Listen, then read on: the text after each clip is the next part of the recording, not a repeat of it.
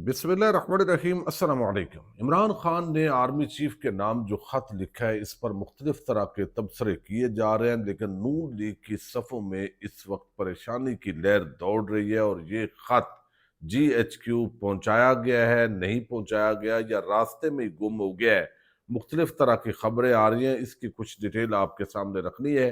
दूसरी तरफ एक बड़े आम इदारे ने 26 नवंबर पर फैक्ट फाइंडिंग रिपोर्ट जारी की है। ये बड़ी तहलका खेज रिपोर्ट है।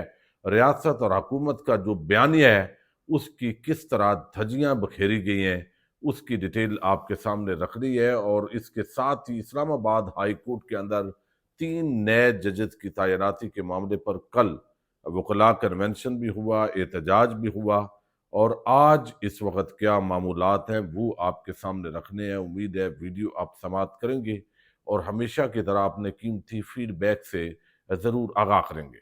एक ज़माना था वकला तहरीक चली और परवेज़ मुशर्रफ को उस वकला तहरीक ने दरअसल घर भेजा और बिल आखिर वो फैसले रिवर्स हुए। लेकिन उस वक़्त जो एस्टैब्लिशमेंट थी वो दरपर्दा उस वकला तहरीक के साथ थी। एतजाज़ एहसन और दीगर वकला उसमें मुतहरक थे।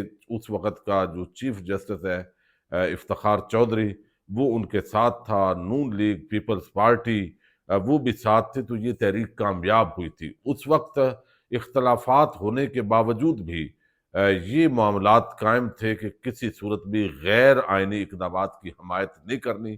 तो काफ लीग से ताल्लुक़ रखने वाले जो वकला है, वो उस वक़्त दिफा नहीं कर पा रहे थे और वकला इतने ग्रुपों में तक़सीम नहीं हुए थे। लेकिन अब जिस तरह आप कह लें लालच की बुनियाद पे, या जो हुकूमत के अंदर बैठे हुए आदम नज़ीर तारड़, एहसन पून वगैरह हैं, उन्होंने वकला को काफ़ी हद तक मैनेज कर लिया है। Supreme court bar association, Pakistan bar council, Punjab bar council, इसी तरीके से मुख्तलिफ बार से ये जो जजेस की तबादले हुए हैं, इसको आइनी और कानूनी करार दिया गया, जिसकी वजह से वो जो एक रिदम है उस हड़ताल का वो ख़त्म हो गया। और आज मामूल के मुताबिक इस्लामाबाद हाई कोर्ट के अंदर जो केसेस हैं उनकी समाअत हो रही है, और उसके अंदर जो नए जजेस हैं उनके सामने भी आम केसेस वो सुन रहे हैं, समाअत कर रहे हैं।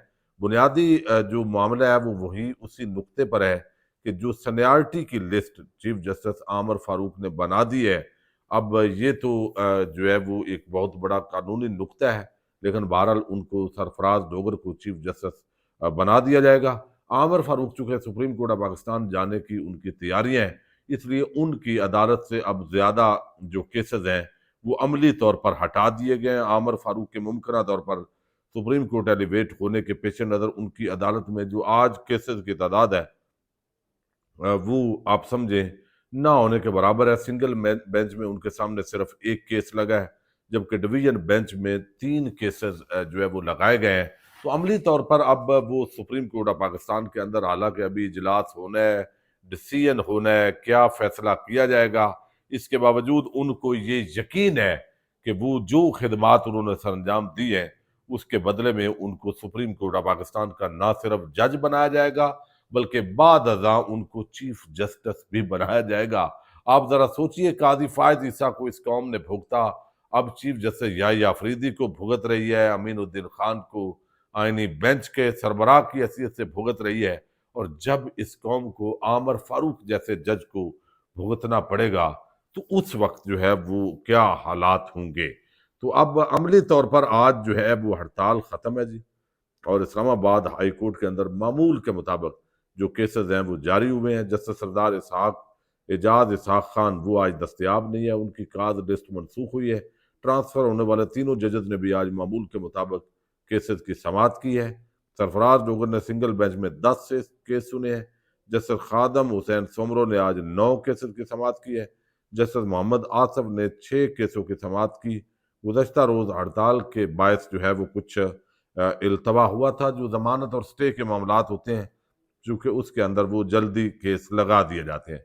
आदम खान जो सेशन जज हैं, उन्होंने बल्कि अब वो जस्टिस आदम खान हो गए हैं, उन्होंने इद्दत केस ना सुनने का तफसीली आर्डर भी लिखवाया। और उन्होंने बताया चूंकि वो पहले केस सुन चुके हैं, एतराज भी किया गया, तो लिहाजा वो अब इद्दत केस जो है वो समाअत नहीं करेंगे। लेकिन एक बड़ा आम जो सवाल है वो किया जा रहा है, اور وہ ویسے تو منیب فاروق کو جو جواب دیا ہے فواد چودھری نے وہ بڑا زبردست ہے۔ منیب فاروق نے بتایا عمران خان کے خط پر کہ عمران خان نے آرمی چیف کو خط لکھا، حقیقت یہ ہے کہ حالات کافی خراب ہو چکے، بات اب منت سماجت اور خطوط کے ذریعے درخواستوں تک آ گئی ہے، اس میں بہت سے راز اور بے رحم سبق چھپے ہوئے ہیں۔ اس پہ فواد چودھری نے ان کو جواب دیا، فارسی میں کہتے ہیں چمچہ دیگ سے زیادہ گرم ہے۔ یہ بہت جامع قسم کا جواب دیا ہے ان تمام چمچوں کو جنہوں نے کل ایک جو ہے بغیر دیکھے دو تقریباً پیراگراف آئے اور اس پہ ڈنڈورا پیٹ کے تو انہوں نے جو ہے وہ بتایا کہ عمران خان نے شاید کمپرومائز کر لیا ہے، منت ترلا کر لیا ہے۔ بھائی انہوں نے وارننگ دی ہے کہ حالات آگے مزید خراب ہوں گے، پاکستان کے لیے نقصان دہ ہوں گے، تو لہذا آپ جو ہے وہ اس کے اندر مزید اب آگے نہ بڑھیں، یہی اس کے اندر جو ہے وہ بہتری ہے۔ اچھا، اب ایک 26 نومبر پہ فیکٹ فائنڈنگ رپورٹ جاری کی گئی ہے، اور یہ رپورٹ ہے پاکستان کمیشن برائے انسانی حقوق۔ آپ کو علم ہے ریاست اور حکومت کا یہ موقف ہے کہ گولی نہیں چلی، تحریک انصاف کہتی ہے گولی کیوں چلائی، شہادتیں بھی ہوئی ہیں وہاں پہ۔ تو اس کے اندر جو ہے وہ اسلام آباد میں پاکستان تحریک انصاف کے احتجاج سے متعلق اپنی فیکٹ فائنڈنگ رپورٹ جاری کی ہے۔ اب یہ پوری انٹرنیشنل جو کمیونٹی ہے، ہیومن رائٹس آرگنائزیشنز ہیں، ان کو یہ رپورٹس جاتی ہیں، اور یہ انتہائی عام رپورٹ ہے۔ رپورٹ میں کہا گیا کہ وفاقی حکومت کے اس دعوے کو مسترد کیا گیا ہے کہ احتجاج کے دوران کوئی جانی نقصان نہیں ہوا تھا۔ رپورٹ کے مطابق احتجاج کے دوران مظاہرین اور سیکیورٹی اہلکاروں دونوں کی اموات ہوئی۔ ایک اعلیٰ سطحی فیکٹ فائنڈنگ مشن نے اس واقعے کے مختلف پہلوؤں کا جائزہ لیا۔ ٹیم نے ریاستی نمائندوں، پی ٹی آئی قیادت، موقع پر موجود صحافیوں اور احتجاج کے دوران مبینہ طور پر ہلاک ہونے والے 7 افراد کے اہل خانہ کے بیانات قلم بند کیے ہیں۔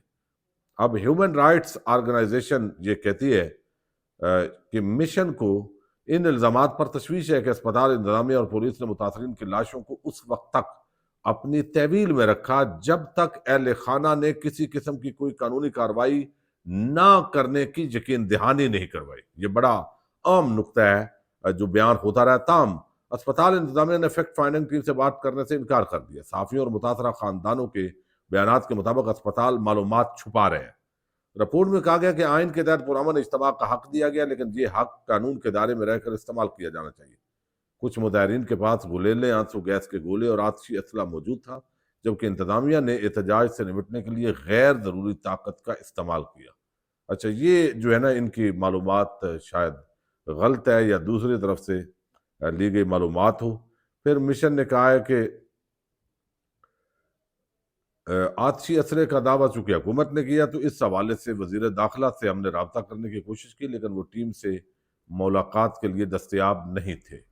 پھر ہیومن رائٹس آرگنائزیشن یہ کہہ رہی ہے کہ واقعے کی فوری طور پر آزادانہ اور غیر جانبدارانہ تحقیقات کی جائیں۔ رپورٹ میں یہ بھی کہا گیا کہ متاثرہ خاندانوں، پی ٹی آئی اور دیگر سیاسی فریقین کو اس تحقیقاتی عمل میں شامل کیا جائے تاکہ حقائق کو منظر عام پر لایا جا سکے۔ لیکن اگر حقائق کو منظر عام پر لانا ہو تو جن لوگوں نے اتنے بڑے کرتوت کرنے ہوتے ہیں وہ یہ کرتوت کریں کیوں؟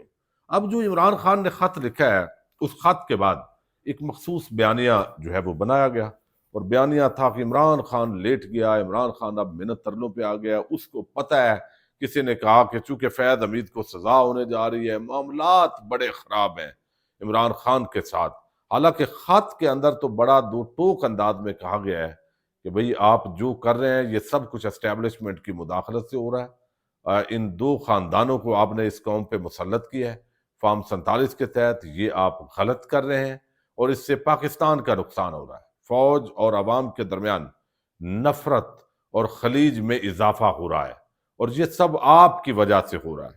تو یہ تو ایک چارج شیٹ انہوں نے فریم کیا، اور یہ خط پھر تاریخ کا حصہ ہوتے ہیں۔ جب خدا نخواستہ کوئی بڑے حادثات رونما ہوتے ہیں تو بتایا جاتا ہے کہ بھئی یہ آپ نہیں کہہ سکتے کہ عمران خان ضدی تھا۔ پھر آپ نے دیکھنا ہے کہ عمران خان یہ وارننگ دیتا رہا، لیکن پھر اس وقت نشے میں چور جو لوگ طاقت اپنے آپ کو سمجھتے تھے کہ ان کے ہاتھ میں ہے، تو وہ پاکستان کو اس تباہی تک لایا۔ لیکن اب یہاں پہ ایک اور بات بھی ہے، وہ یہ کہ خط جی ایچ کیو کے اندر پہنچا یا نہیں پہنچا۔ اب تک کی اطلاعات کے مطابق ابھی تک جی ایچ کیو خط نہیں پہنچا، اور اب یہ تاثر بھی دیا گیا ہے کہ یہ جو خط ہے یہ نیو نیوز نے رپورٹ کیا ہے کہ سیکیورٹی ذرائع، آپ کو علم ہے، جن کے ذریعے خبر پھیلائی جاتی ہے کہ آرمی چیف کو خط ملا ہی نہیں، اور اگر کوئی خط ہے بھی تو اسٹیبلشمنٹ کو وصول کرنے کا کوئی شوق نہیں ہے۔ یعنی آپ اندازہ کریں، یہ سیکورٹی ذرائع کے حوالے سے خبریں کر کے تو پھر ایک اس طرح کا تاثر جو ہے وہ بنایا جاتا ہے۔ تو خط ابھی تک جی ایچ کیو پہنچا نہیں پہنچا یا راستے میں گم ہو گیا، اس حوالے سے ابھی حتمی طور پر کچھ کہا نہیں جا سکتا، لیکن یہ بتایا گیا کہ چونکہ خط بیرسٹر گوہر نہیں بلکہ عمران خان عام نکات ڈکٹیٹ کروا چکے ہیں، اور خط کا لکھا بھی جا چکا ہے، اور جی ایچ کیو کے پتے پر شاید ارسال بھی آج جو ہے وہ کیا جا چکا ہے۔ بہرحال اس پر مختلف بیانیے جو بنائے گئے ہیں، یہ عمران خان نے، میں سمجھتا ہوں، ایک فیس سیونگ دینے کی کوشش کی ہے، لینے کی کوشش نہیں کی۔ چونکہ عمران خان تو الیکشن جیتا ہوا ہے، اس کی پارٹی جیتی ہے، اس کے خلاف مظالم ڈھائے گئے ہیں، اس کو جیل میں مسئلہ بھی نہیں ہے، وہ چیزیں چل رہی ہیں، لیکن جو قوم کا نقصان ہو رہا ہے، جو معیشت کی تباہی ہے، تو ان حالات میں جب عمران خان معذرت کے لیے تیار نہیں، جب آرمی چیف معذرت کے لیے تیار نہیں، تو ان حالات میں بغیر یہ ایک فیس سیونگ دی گئی ہے۔ اور جو لوگ کہہ رہے ہیں خط نہیں پہنچا، تو آج اطلاعات کے مطابق یہ خط جو ہے وہ پہنچ رہا ہے جی ایچ کیو۔ دیکھتے ہیں کیا ہوتا ہے۔ پاکستان زندہ باد۔